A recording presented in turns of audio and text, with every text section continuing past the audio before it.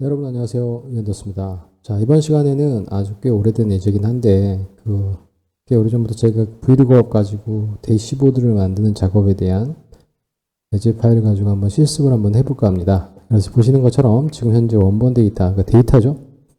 데이터 테이블의 구조는 날짜, 그 다음에 코드 번호로 구분되어 있고, 그 다음에 부서명, 담당자, 매출액, 매출 원가가 나와 있습니다. 자, 이 데이터 테이블에 기본적으로 코드 번호를 참조를 해서 지금 보시는 것처럼 카테고리하고 그 다음에 상품명, 그 다음에 지역에 대한 부분을 코드 값으로 지금 관리하고 있고요. 보시는 것처럼 코드 번호에 대한 부분도 어떻게 관리를 하고 있냐면 이렇게 관리를 하고 있어요. 그러니까 표 형태가 누워진 형태로 되어 있죠. 그래서 보통 표의 필드 구조를 봤을 때 데이터 테이블에 데이터 표로 봤을 때 상단에 글머리에 해당되는 값이 나와 있고 해당되는 각각의 값이 나열되어 있는 맨 마지막 지역에 대한 부분은 테이블이 이렇게 눕혀져 있는 형태죠. 그래서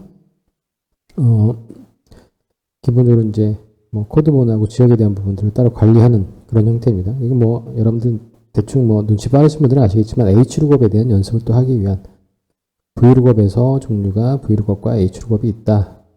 그래서 연습을 많이 하시는 그런 케이스인데요.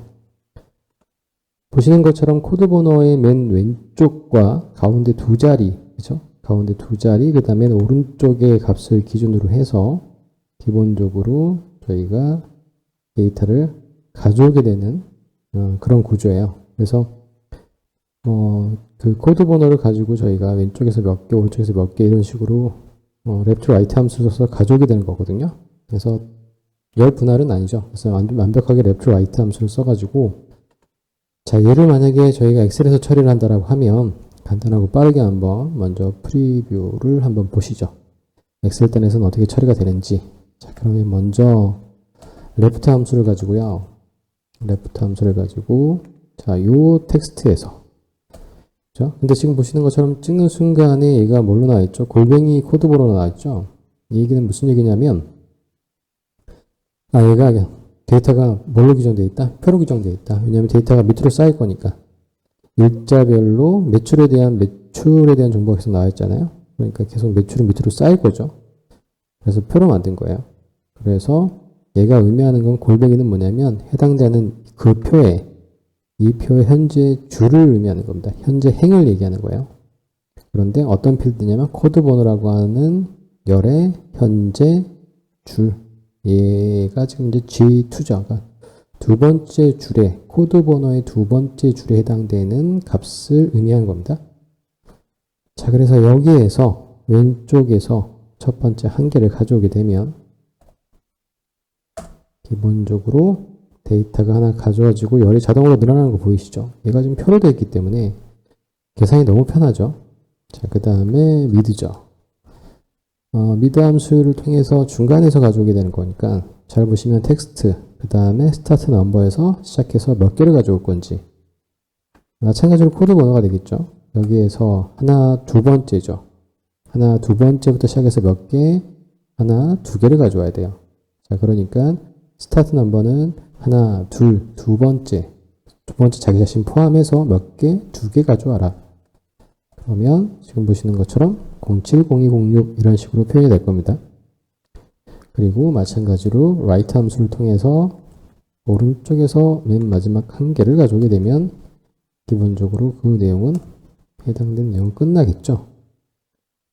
자, 지금 보시면 현재 매출액과 매출 원가의 데이터를 보시면 정렬이 현재 가운데 정렬로 맞춰져 있긴 하지만 숫자는 우리가 아무런 정렬에 대한 옵션을 넣지 않으면 숫자는 오른쪽으로 정렬이 되고 문자는 왼쪽부터 정렬이 된다는 것. 그래서 저희가 보통 텍스트 함수라고 보통 얘기하잖아요. left, right. 문자에서 몇 개를 가져오는 거냐. 그렇기 때문에 결과가 얘는 숫자로 보일지라도 어떻게 되죠? 문자예요. 문자니까 우리가 뭔가 비교할 때 꼭 양쪽 끝으로 큰 따옴표를 맞고 하셔야 되잖아요. 일단 참조에 대한 부분은 간단하게 제가 먼저 코드 번호에 대한 부분을 가지고 보실게요. 코드 번호니까요. 저는 이걸 그냥 코드 번호라고 이름을 짓지 않으면 어떻게 되는지 보세요. 코드 번호 앞에 거 한 가지만 가지고 한번 해보겠습니다. 자, 얘는 브이로그 vlookup. 찾을 값은 이 셀에 있죠. 이 셀에 가봤더니 2라고 하는 값이 있어요. 걔를 어떤 범위에서 찾냐면 참조 시트의 이 범위에서 찾는 거죠. 여기 보시는 것처럼 현재 어떻게 되어 있습니까? 참조 시트에 찾아야 되는 부분에서 지금 보시는 것처럼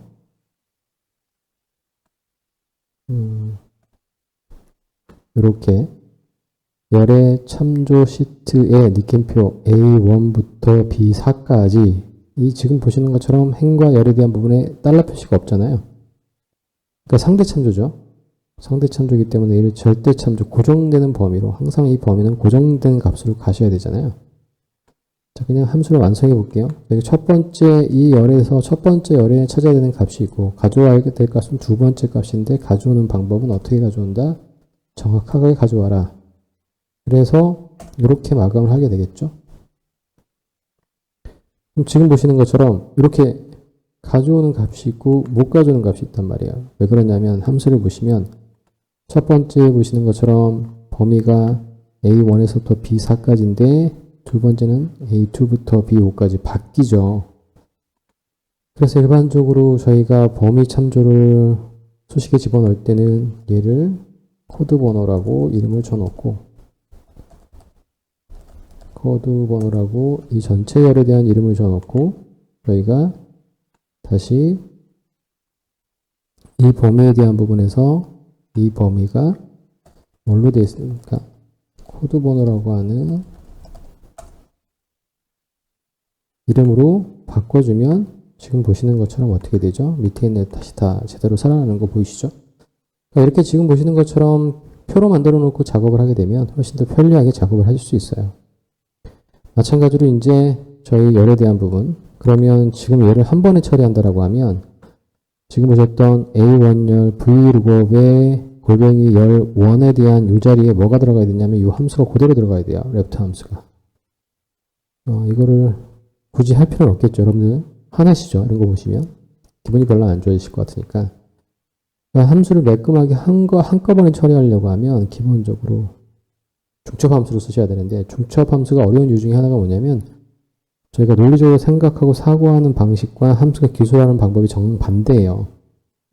그러니까 순서를 지금 보시면 얘 먼저 그 다음에 얘를 적용해야 되잖아요. 그런데 함수를 기술하시는 방법은 지금 보시는 것처럼 우리가 생각하는 방법 반대로 먼저 얘 나중에 먼저 쓰여지고 요 안에 이게 들어가야 되니까 요 함수가 들어가야 되니까 중첩 함수를 좀 엔간하게 숙달이 되지 않으신 상황에서는 한 번에 만들어내기가 쉽지 않습니다. 그래서 제가 함수를 별로 쓰지 말라고 말씀드린 이유 중에 하나도 뭐가 있냐면 될 수 있으면 좀 복잡해요. 그리고 저희가 일반적으로 함수를 여러분들이 배우신다고 하더라도 실무에 적용하시려고 하시면 뭐 if 함수도 마찬가지겠지만 함수 하나로 끝나는 경우가 그렇게 많지는 않거든요. 그렇게 많지는 않아요. 여러 개의 중첩 함수를 써서 복잡하게 여러분들의 업무를 처리해야 되는 경우가 거의 많거든요. 굳이 제가 함수를 만약에 하셔야 된다고 하면 배열 함수 정도는 제가 추천해 드릴 수 있습니다. 그래서 배열 함수도 좀 나중에 강좌를 좀 만들어서 올려놓도록 할게요. 배열 함수가 여러분들이 생각하시는 배열 함수, 그러니까 뭐 컴알이라든가 ITQ 뭐 시험 문제에 나오는 그런 배열 함수 생각하시면 안 되고 실무에서의 배열 함수가 가지는 의미가 있어요. 행렬식에 대한 부분이 좀 정의가 돼야 되거든요.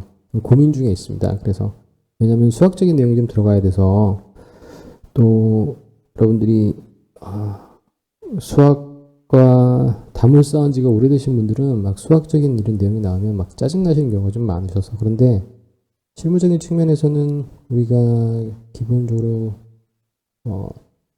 그 방정식에 대한 핵값을 해결하는 방법 중에 하나가 기본적으로 배열을 가지고 배열식을 통해서 방정식을 그 변수 방정식을 해결하는 방법이 있거든요. 그래서 실무에서 어떻게 적용되는지에 대한 부분들 웬만한 책에는 그런 내용들이 다 어떻게 나와 있냐면 배열함수 기본적으로 시험에 나오는 정도만 나와 있지 실무단에서 어떻게 그런 것들을 풀지에 대한 부분이 디테일하게 나와 있는 경우가 좀 없더라고요. 책에도 좀 없고. 그래서 그 부분은 좀 저희가 내공이 좀 쌓이고 함수 좀 쌓이고 나면 그때 좀 더 좀 말씀을 드려야 될 게 나을 것 같아요. 자, 지금 보시는 것처럼 이렇게 열에 대한 부분들을 만들어야 되는데 데이터가 지금 현재 쌓여있는 상태에서 이렇게 계속 이렇게 만들어지고 이렇게 만들어진 다음에 저희는 이걸 가지고 이제 피벗 테이블을 만들겠죠. 그러면 이제 지역별에 대한 매출액, 매출 원가라든가 아니면 카테고리별 또는 뭐죠? 여기 또 뭐가 있었죠? 상품명별, 매출의 판매 비율이 어떻게 되는지 뭐 이런 것들을 다양하게 좀 볼 수 있는 그런 데이터를, 인사이트를 볼 수 있는 내용들이 나오게 되겠죠. 인자들이. 자, 마찬가지로 이런 작업에 대한 부분들이 엑셀로도 충분히 가능하지만 그렇죠?